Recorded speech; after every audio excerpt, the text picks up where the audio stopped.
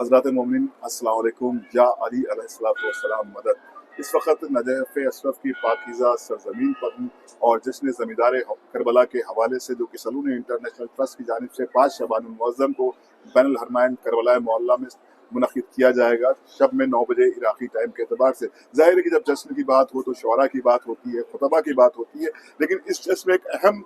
جو کردار ہوتا ہے وہ ہوتا ہے ناظم کا۔ تو اس وقت ہمارے ساتھ موجود ہیں سرزمین کانپور سے تشریف لائے جناب طارق کانپوری صاحب، آپ کا استقبال کرتے ہوئے آپ کی خدمت میں سلام محبت پیش کرتا ہوں، اور خدا کی بارگاہ میں بھی آپ کی طرف سے شکریہ ادا کرتا ہوں کہ اس بار آپ کو جشن زمیندار کربلا جس کا 5واں دور ہے اس میں نظامت کا شرف حاصل ہو رہا ہے، اور آپ اس وقت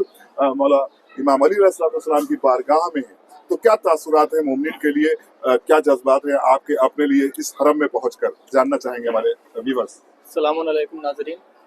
سب سے پہلے شکر گزار ہیں سلونی انٹرنیشنل ٹرسٹ کا کہ انہوں نے ہمیں یہ موقع دیا کہ میں زمیندار کربلا کی نظامت کراؤں،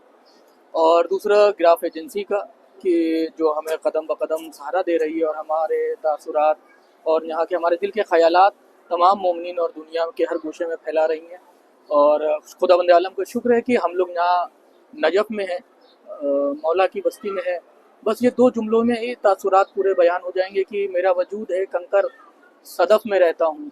کریم کے میں کرم سے نجف میں رہتا ہوں۔ تو ماشاءاللہ یہ مولا کا کرم ہے۔ اور رہی بات جشن زمیندار کربلا کی نظامت کے لیے، یہ بھی شہزادی کا کرم ہے کہ انہوں نے ہمیں اس قابل سمجھا کہ وہاں سے اٹھا کے یہاں تک لے آئے ہیں،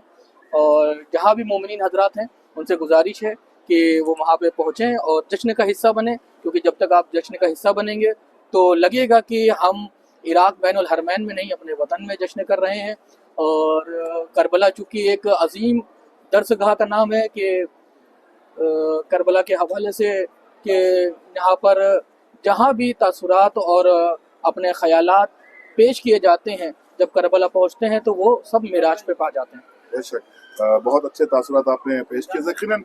جیسا کہ آپ نے وطن کی بات کی، تو ہمارا اصل وطن ہی کربلا ہے، ہماری اصل منزل ہی وادی السلام ہے، جو کہ مولا کے دیار میں بہت اچھے تاثرات آپ نے کم لفظوں میں پیش کیے۔ اسی گزارش کے ساتھ کہ پروردگار آپ کو اس زمین سے وابستہ رکھے، ان مقامات مقدسہ کی زیارت آپ کو ہر برس ہوتی رہے، اور آپ یہاں پر زیارت کر کے